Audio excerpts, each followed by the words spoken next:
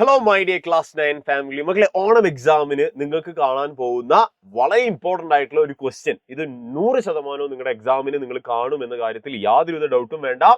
അപ്പം ഈ പറഞ്ഞിട്ടുള്ള ക്വസ്റ്റ്യൻ നിങ്ങൾ നന്നായിട്ട് മനസ്സിലാക്കുക, അടിപൊളിയായിട്ട് പഠിക്കുക. നമ്മുടെ ബാച്ചിലേക്ക് ജോയിൻ ചെയ്ത് പഠിക്കുന്നവർക്ക് ബാച്ചിലേക്ക് ജോയിൻ ചെയ്ത് നമ്മൾ ഈ ചാപ്റ്ററിനെ പറ്റിയിട്ടുള്ള കാര്യങ്ങളൊക്കെ നമ്മൾ അവിടെ ഡിസ്കസ് ചെയ്തിട്ടുണ്ട്. അപ്പോൾ അത് താല്പര്യമുള്ളവർ 9995200700 എന്ന് പറഞ്ഞ നമ്പറിലേക്ക് ഒന്ന് വിളിച്ചു നോക്കുക. ഉടനെ എന്ത് ചെയ്യുക, നമ്മുടെ ബാച്ചിലേക്ക് ജോയിൻ ചെയ്ത് അടിപൊളിയായിട്ട് പഠിക്കാം. അതേപോലെ തന്നെ ഓണം എക്സാമുമായി ബന്ധപ്പെട്ട് നമ്മുടെ ചാനലിൽ ഒരുപാട് വീഡിയോസ് ഇങ്ങനെ വന്നുകൊണ്ടിരിക്കും. ഓണം എക്സാമിന്റെ റിലേറ്റഡ് ആയിട്ടുള്ള ക്വസ്റ്റ്യൻസ്, അതുപോലെ തന്നെ വീഡിയോസ്, കോൺസെപ്റ്റ് എന്ന് വേണ്ട എല്ലാ കാര്യങ്ങളും നിങ്ങൾക്ക് ഇവിടെ കിട്ടുന്നതായിരിക്കും. അപ്പോൾ ജസ്റ്റ് ഇപ്പൊ തന്നെ നമ്മുടെ യൂട്യൂബ് ചാനൽ എന്ത് ചെയ്യുക, ഒന്ന് സബ്സ്ക്രൈബ് ചെയ്യുക, മാക്സിമം ഫ്രണ്ട്സിലേക്ക് ഷെയർ ചെയ്യുക.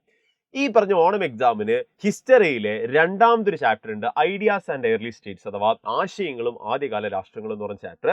ആ ചാപ്റ്ററിൽ നിന്നുള്ള ഒരു ക്വസ്റ്റ്യൻ, വളരെ ഇമ്പോർട്ടന്റ് ആയിട്ടുള്ള ആ ഒരു ക്വസ്റ്റ്യൻ ഇതാ പിടിച്ചോളൂ. Why Magadha became the number 1 among the other മഹാജനപദാസ്. അതായത് മറ്റുള്ള മഹാജനപദങ്ങളിൽ നിന്ന് മഗധ എന്ന് പറഞ്ഞിട്ടുള്ള മഹാജനപദം മാത്രം എങ്ങനെയാണ് ബാക്കി എല്ലാവരെയും തോൽപ്പിച്ചിട്ട് നമ്പർ 1 ആയി മാറാനുള്ള കാരണം, അതിന് അവരെ ഹെൽപ്പ് ചെയ്തിട്ടുള്ള ഫാക്ടേഴ്സ് എന്തൊക്കെയാണ്, ഫാക്ടറുകൾ അഥവാ ഘടകങ്ങൾ ഏതൊക്കെയാണ് എന്നുള്ളതാണ് ഈ ഒരു കുഞ്ഞു വീഡിയോയിൽ നമ്മൾ പരിശോധിക്കാൻ പോകുന്നത്. 5 പോയിന്റ്. ഈ 5 പോയിന്റ് നിങ്ങളുടെ ആൻസറിൽ ഉണ്ടെങ്കിൽ മക്കളെ നല്ലോണം നിങ്ങൾക്ക് ആ ഒരു മാർക്കിന് യാതൊരു വിധത്തിലുള്ള മാർക്ക് കുറയ്ക്കാനുള്ള ഒരു ഓപ്ഷൻ നിങ്ങളുടെ ടീച്ചറിന് കൊടുക്കുന്നില്ല. അപ്പൊ നിങ്ങൾ എന്ത് ചെയ്യുക, ഈ ഒരു 5 പോയിന്റുകൾ പഠിക്കാതെ പോവരുത്.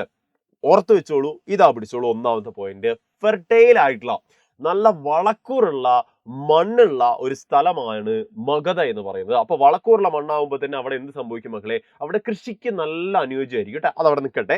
ഒന്നാമത്തെ പോയിന്റ് നിങ്ങൾ അറിഞ്ഞിരിക്കണം, അത് ഫെർട്ടൈൽ ആയിട്ടുള്ള വളക്കൂറുള്ള മണ്ണുള്ള സ്ഥലമാണ് എന്നുള്ള കാര്യം ആലോചിച്ച് വെക്കുക.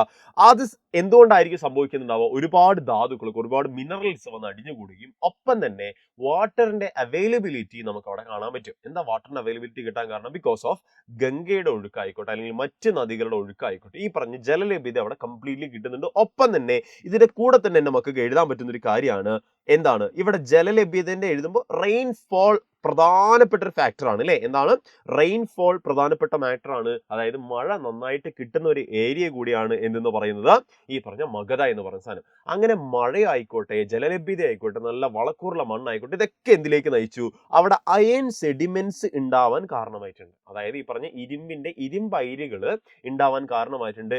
എന്താ സാർ ഇത് ഇവർക്ക് അഡ്വാൻറ്റേജ് ആവുക, എങ്ങനെ ഇരുമ്പിന്റെ സാധനം വന്നാൽ അവർക്ക് എങ്ങനെ അഡ്വാൻറ്റേജ് ആവുക, ഇത്രേ ഉള്ളൂ.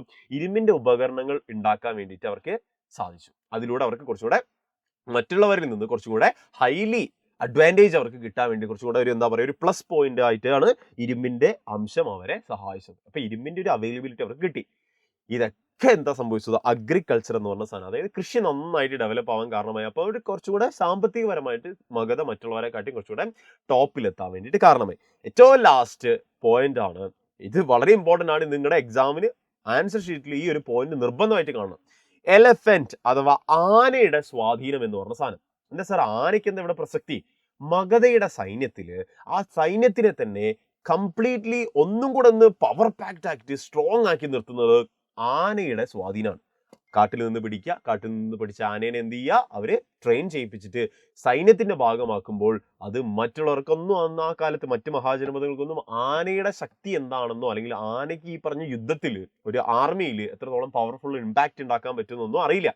അതുകൊണ്ട് തന്നെ മഗധ ഈ പറഞ്ഞ എലിഫന്റിനെ അങ്ങ് ഇറക്കി വിട്ടപ്പോൾ, ഒരു 10,000-കണക്കിന് എലിഫന്റിനെ ആനകളെ ഇറക്കി വിട്ടപ്പോൾ അതിന് മുന്നിൽ പിടിച്ചു നിൽക്കാൻ മറ്റു മഹാജനപദങ്ങൾക്കൊന്നും ആയില്ല.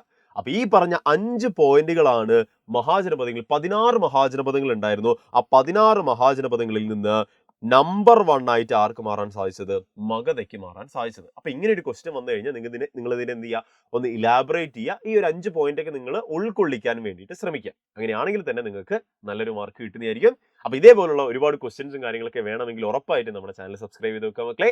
നമുക്ക് ഇനിയും കാണാം. Happy learning.